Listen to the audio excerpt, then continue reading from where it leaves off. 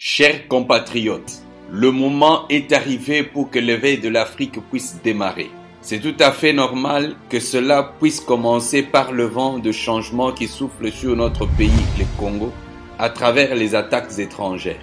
Ceux qui ont cru depuis longtemps que le Congolais était seulement chanteur et danseur sont malheureusement en train de se rendre compte que Dieu vient de donner au peuple congolais un nouveau cœur et un nouvel esprit du patriotisme pour réveiller toute l'Afrique.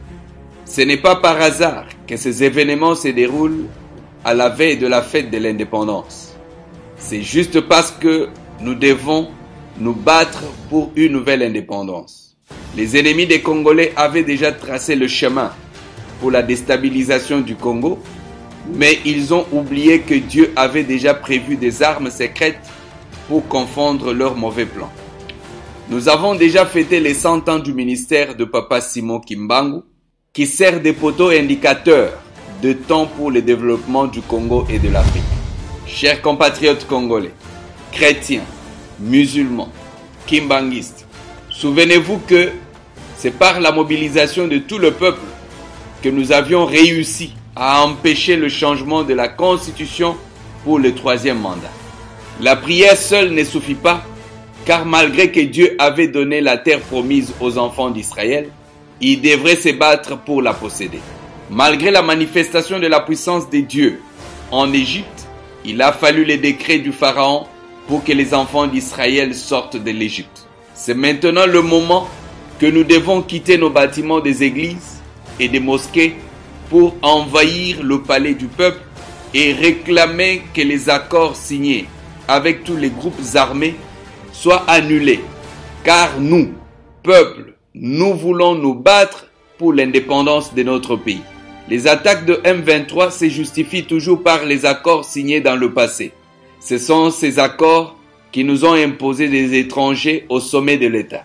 Le M23 est devenu comme un démon en continuelle réclamation. C'est le moment de mettre de côté nos divergences politiques et religieuses pour terminer une fois pour toutes cette question des accords secrets, peu importe le temps que cela pourra prendre.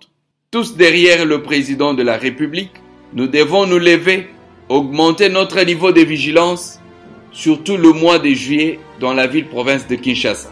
Les apôtres et les prophètes sont des sentinelles. Nous devons jouer notre rôle. Chers compatriotes congolais, cette mobilisation pourra nous permettre de nous débarrasser de tous les députés et militaires infiltrés. Jeunes artistes, levez-vous. Pasteurs, levez-vous. Sortons à la place publique pour montrer au monde entier que les Congolais sont unis pour la paix et l'éveil de l'Afrique. Tout dirigeant africain qui soutient la déstabilisation de la RDC est un ennemi de l'éveil et du développement de l'Afrique. Le peuple africain doit maudire un tel dirigeant. Notre patriotisme doit s'éprouver par la détermination.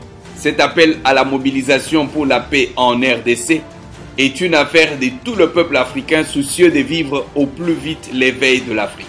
Vive le peuple congolais, vive le peuple africain, vive l'éveil de l'Afrique, que l'Éternel des armées nous bénisse.